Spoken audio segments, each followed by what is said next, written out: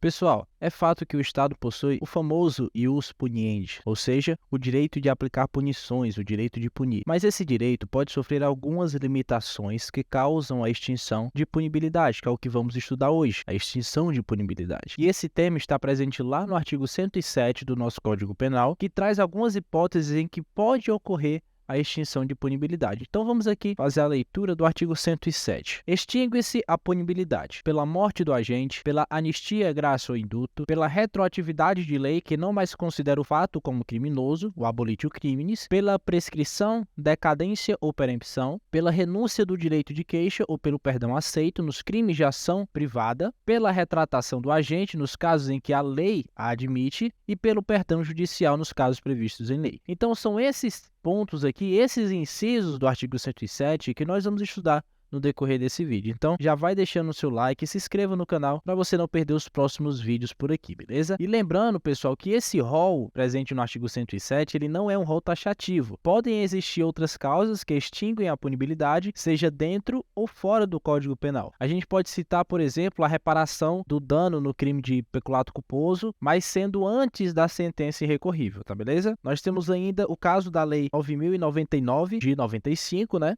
A Lei dos Juizados Especiais, lá no artigo 89, parágrafo 5º, como também no caso de acordo de não persecução penal. Tudo bem? Foi cumprido todos os requisitos do acordo de não persecução penal, extingue-se também a punibilidade, beleza? Então não é um rol taxativo justamente por conta disso, por estar presente em outras normas aí do nosso direito, tudo bem? E dando sequência, nós vamos agora começar com uma das hipóteses, né, que no caso é a morte do agente. Para que ocorra a extinção pela morte do agente, é necessário o quê? É necessário a comprovação por meio de certidão de óbito. Simples assim. De acordo com o artigo 62 do Código de Processo Penal, o magistrado, somente com a certidão e com a oitiva do Ministério Público, é que deverá extinguir a punibilidade em caso de morte do agente, beleza? Primeira hipótese, bem simples, bem fácil de compreender. Agora, anistia, graça e indulto. Nesse caso, pessoal, nós vamos fazer aqui uma pequena distinção. Vamos colocar aqui anistia, graça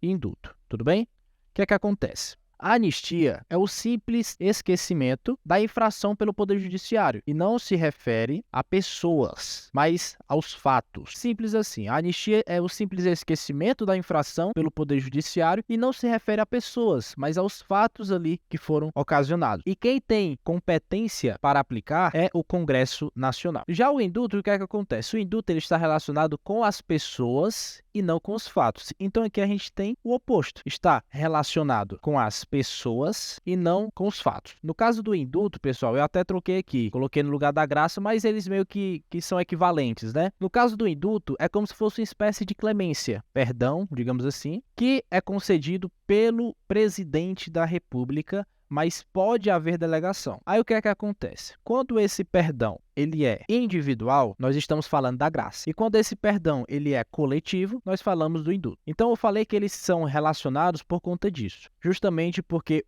a gente está tratando de um caso específico, um caso individual, e o outro a gente está aqui tratando de um coletivo, que é no caso do indulto. Tudo bem? Lembrando, pessoal, que esses benefícios de graça, anistia e indulto, eles não são concedidos em crimes considerados hediondos, de tortura, de tráfico ilícito de entorpecentes, drogas afins e o terrorismo. Nesses casos aqui não pode ocorrer esses benefícios de graça, indulto e anistia. E com base no súmula aqui do STJ, número 631, os efeitos da condenação, os efeitos primários, é extinta pelo indulto, não atingindo aqueles efeitos secundários, sejam eles penais ou extrapenais. Então salva aqui essa súmula, depois dá uma lida mais detalhada sobre essa súmula aqui, que é de extrema importância, tudo bem? Vamos agora para a abolitio criminis. A abolitio criminis é a extinção da punibilidade que ocorre em virtude da retroatividade da lei que não considera o fato como criminoso. Então, o artigo 2º do Código Penal, ele afirma que ninguém poderá ser punido por fato que a lei posterior deixou de considerar como crime, encerrando aí a execução e os efeitos penais da sentença condenatória. condenatória. Mas aqui é importante você entender que essa cessação dos efeitos somente vale para os efeitos penais. Os civis continuam. Então, a abolitio crimes ela só afeta os efeitos penais. Essa extinção de punibilidade só serve para os efeitos penais. Os efeitos civis eles não cessam, razão pela qual o réu ele continua obrigado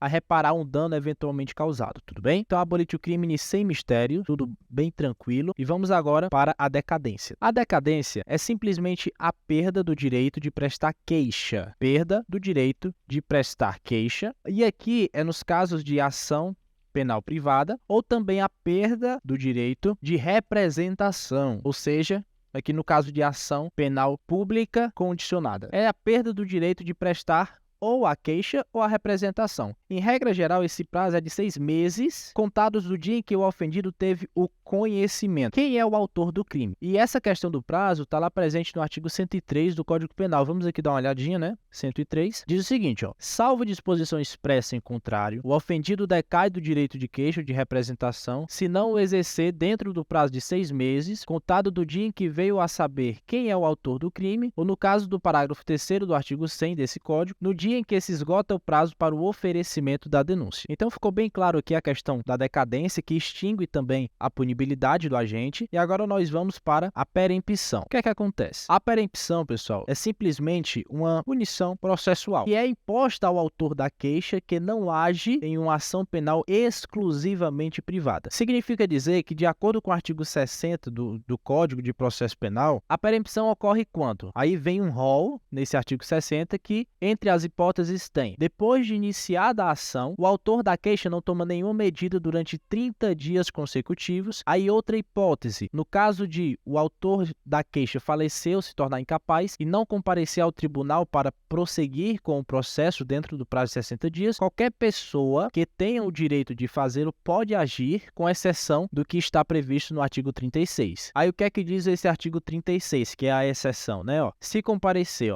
mais de uma pessoa com direito de queixa, terá preferência o cônjuge e, em seguida, o parente mais próximo na ordem de enumeração constante no artigo 31, podendo, entretanto, qualquer delas prosseguir na ação, caso o querelante desista da instância ou a abandone. Então, essa exceção é simplesmente a ordem de preferência que se tem nesse direito de queixa em ausência do querelante, tá certo? Outra hipótese que vai ocorrer a perempção é no caso de o autor da queixa deixar de comparecer sem justificativa a qualquer ato do processo em que deva estar presente ou deixar de pedir uma condenação nas alegações finais. E a última hipótese que temos para acontecer essa punição processual é quando a pessoa jurídica que apresentou a queixa se extinguir sem deixar um sucessor. Então, nesses casos que eu acabei de citar, vai acontecer essa punição processual, ou seja, a perempção. Outra hipótese de extinção de punibilidade é a renúncia. Todos nós sabemos que a desistência do direito de propuração penal privada é um ato voluntário do próprio ofendido e está presente lá no artigo 104 do Código Penal. E essa desistência, ela pode ser tanto tácita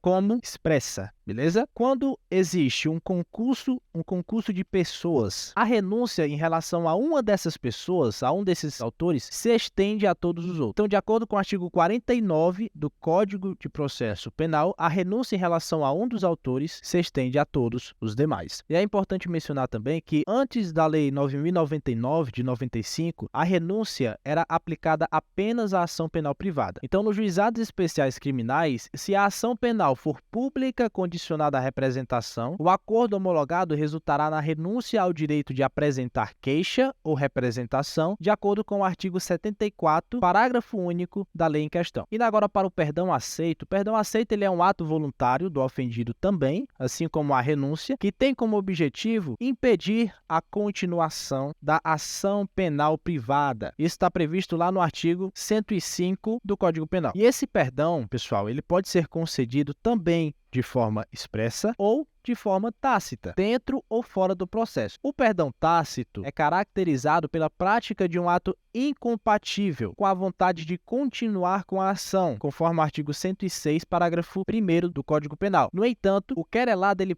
pode recusar o perdão, tornando esse ato bilateral. Então, a simples diferença entre a renúncia e o perdão aceito é esse ato de poder tornar bilateral essa relação aí jurídica, tudo bem? E é importante também mencionar que o perdão perdão ele deve ser concedido após o início da ação penal privada, mas antes do trânsito em julgado da sentença condenatória. E no caso de concurso de pessoas, se o ofendido conceder o perdão a qualquer um dos autores, a regra segue ali a da renúncia. Todos os outros também serão perdoados. Porém, pessoal, se houver mais de uma pessoa ofendida e apenas uma delas conceder o perdão, isso não vai prejudicar o direito dos outros ofendidos. Simples assim. Outra hipótese de extinção de punibilidade é a retratação. A retratação significa retirar ou negar o que foi dito anteriormente. E ela é prevista principalmente nos crimes de calúnia e difamação, como também no crime de falso testemunho ou falsa perícia. Então, é simplesmente esse ato de retirar ou negar o que foi dito anteriormente. E para finalizar o vídeo de hoje, nós temos a última hipótese de extinção de punibilidade, que é o perdão judicial. E diferentemente do perdão aceito, aqui o próprio nome ele deixa claro. O perdão judicial ele é concedido pelo juiz, que decide não aplicar uma pena ao autor de um crime em razão das circunstâncias ali presentes